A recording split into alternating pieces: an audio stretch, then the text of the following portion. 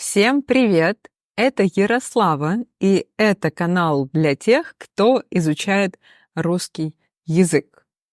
Я думаю, вы уже видите, что сегодня будет немного необычное видео. Во-первых, вы видите, что я на новом месте. И я в новой квартире. Точнее, это квартира моей подруги. Моя подруга уехала отдыхать, и я сейчас сижу с ее собакой. Кстати, вот это Дора. Привет, Дора. И когда я приехала в эту квартиру, конечно, я забыла микрофон, я забыла штатив для камеры, точнее, для моего телефона, который я использую как камеру. И поэтому сейчас я снимаю видео просто на веб-камеру моего ноутбука. Я нашла наушники с микрофоном. Надеюсь, что вам будет все хорошо слышно, все хорошо видно. Но я подумала, ничего страшного. Мы с вами здесь, чтобы учить русский язык. Правильно? Во-вторых, потому что мы с вами сейчас сидим с собакой. Она отдыхает, молодец, хорошая девочка. То я подумала, будет здорово сделать видео об одной, можно сказать, известной собаке тоже. И в прошлом видео я говорила о своей идее читать вместе Википедию. Многие из вас сказали, что это может быть прикольно, поэтому давайте попробуем. Давайте попробуем, почитаем Википедию. Сегодня наше видео будет о собаках, о космосе, о советско-американских отношениях и даже поговорим о разведке и о шпионах. Поэтому давайте начнем. Итак, сегодня будем узнавать и читать о собаке Пушинке. Вот это такая собака. На моем канале уже есть видео о популярных именах для кошек, как в России часто называют кошек. И Пушинка, Пушок, это частое имя для кошек, и для собак тоже. Что значит Пушинка? Во-первых, Пушинка от слова пух. Пух – это, например, такие легкие перья. Вот. Или у собаки, кстати, тоже есть пух. У животных есть пух. И с другой стороны, это первое значение. Второе значение – Пушинка значит очень-очень легкий. Кто-то очень-очень легкий, который весит очень-очень мало. Итак, давайте начнем.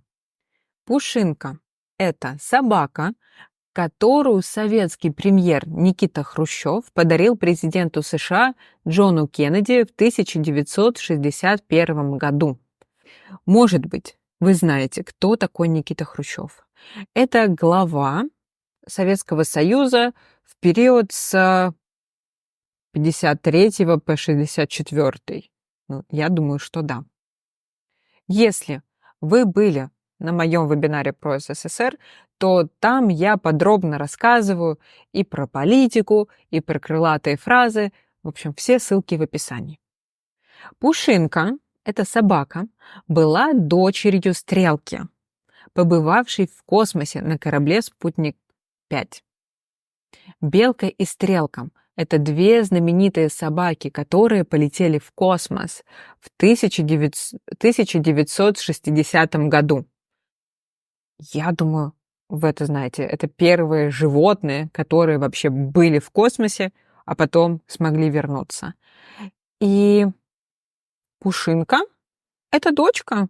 Пушинка – это дочка Стрелки. Пушинка прибыла в Белый дом Кеннеди после того, как Жаклин Кеннеди поговорила с Хрущевым о Стрелке на государственном ужине в Вене. Было какое-то мероприятие в Вене. Я, если честно, не поняла. это предложение. Наверное, здесь не должно быть слова «миссис». Кеннеди спросил о щенках Стрелки, или миссис Кеннеди спросила о щенках Стрелки, и Хрущев впоследствии отправил одного из них в Белый дом. Итак, во-первых, щенки. У нас есть собаки, и у собак, дети собак — это щенки. Например, у кошек, у котов детенышей называют котятами. Кот, кошка, котята, собаки, щенки. И Жаклин Кеннеди спросила о щенках Стрелки. То есть у Стрелки, у собаки Стрелки были щенки. И один из щенков была вот Пушинка, девочка Пушинка. И Хрущев впоследствии, то есть после, во-первых, у нас хорошее слово «последствия». То, что было.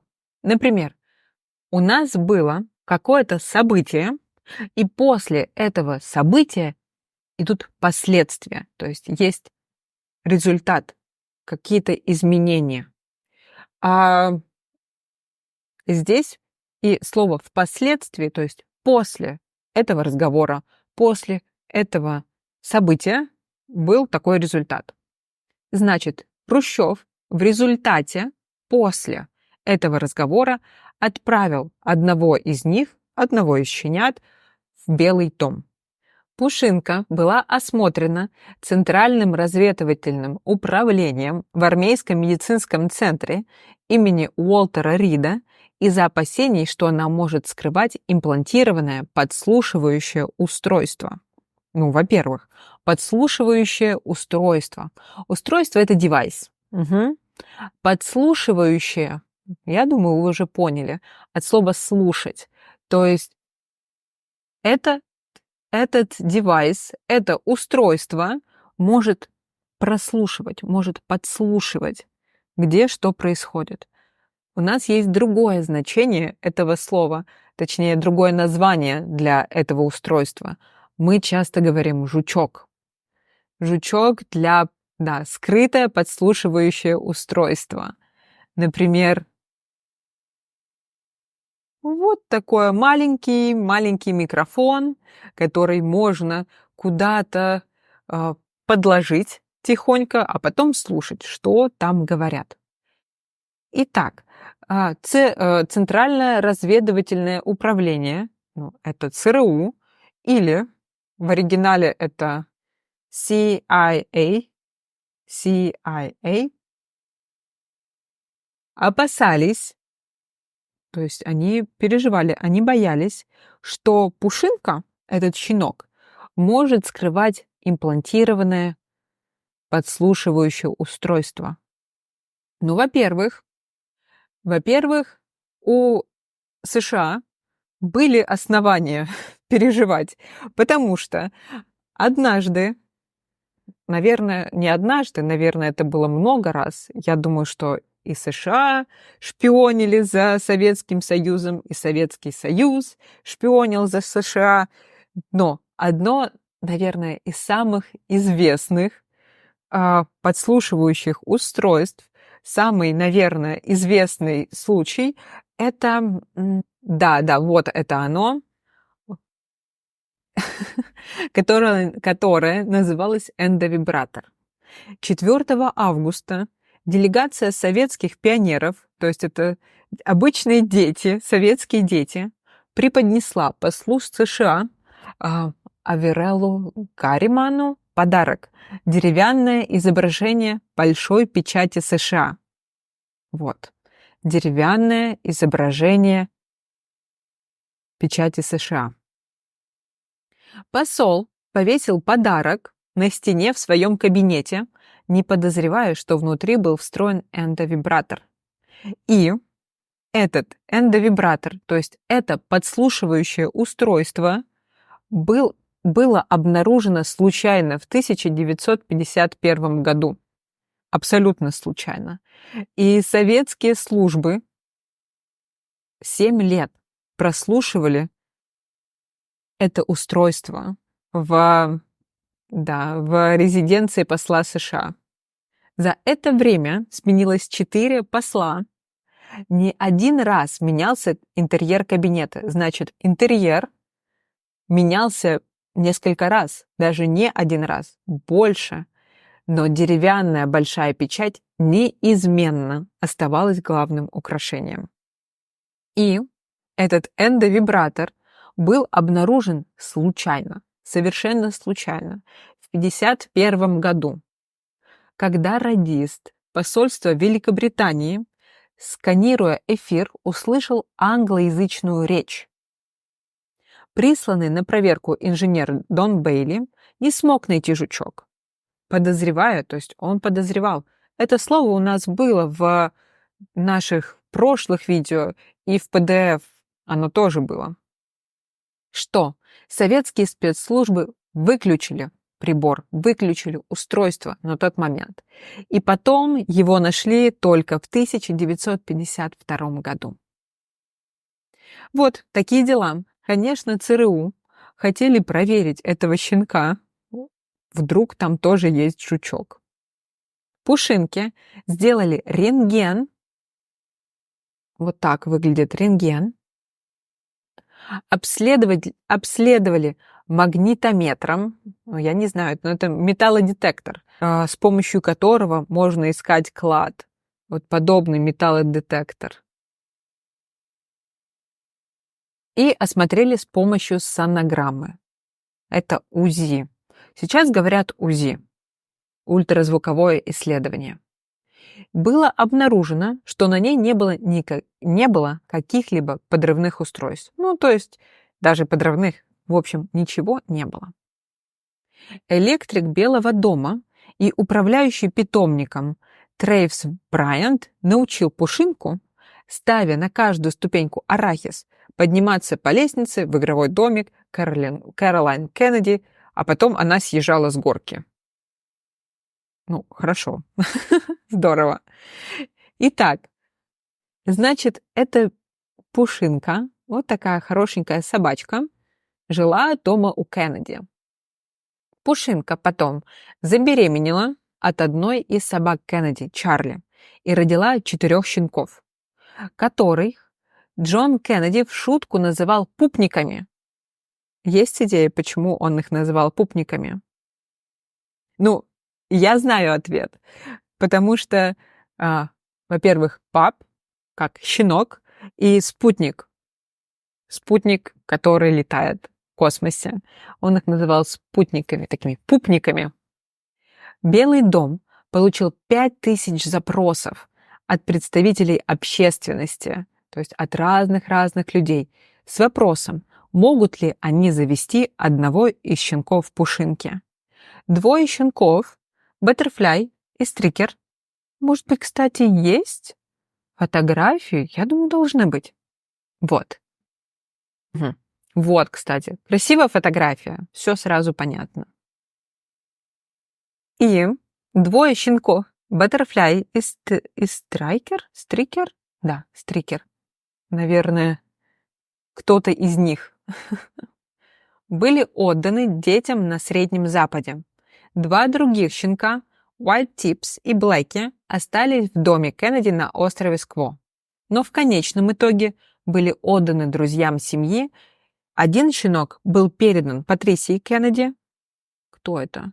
Это 6-я из 9 детей Джозефа Кеннеди и Розы Кеннеди.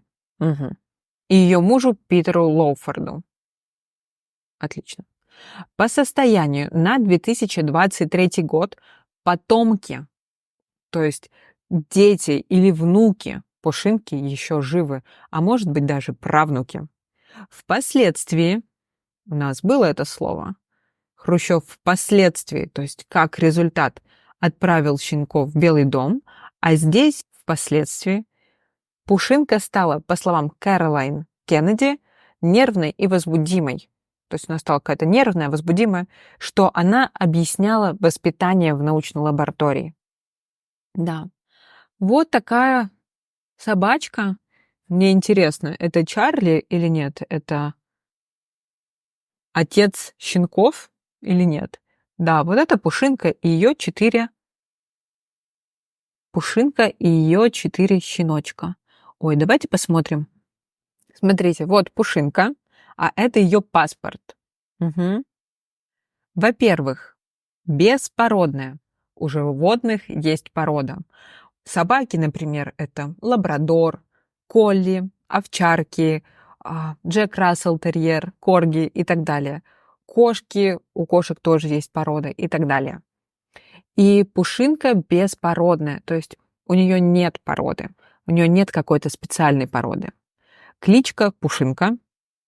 Опять же, у животных мы говорим, что у животных не имена, а клички. Здесь Пушинка.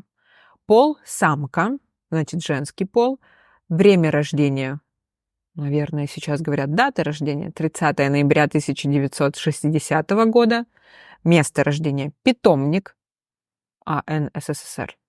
Что значит АН? Не знаю. Масть и приметы. Масть – это цвет, приметы – какие-то детали. Белая, пушистая, поэтому назвали Пушинка, с палевыми пятнами. То есть у нее на шерсти есть такие пятнышки. Вот, видите? Есть пятнышки. Вес 6 килограммов. Отец Пушок. Назвали в честь папы. Участник многочисленных неземных экспериментов. Мать Стрелка. Мы уже говорили. Участник космического полета в 1960 году. Владелец – питомник Академии наук СССР. Вот был ответ. Место рождения – питомник Академии наук. И адрес – Москва, Ленинский проспект. Это было очень необычное видео, особенно потому, что у меня на коленях все это время спала Дора. Поэтому надеюсь, что вам это видео понравилось, даже несмотря на то, что оно было немного необычным. Вот. До скорой встречи. Мы вам желаем отличного дня. И не забудьте скачать PDF. Точно, совсем забыла сказать про это. Мы с Дорой вам желаем отличного дня. Все, всем пока.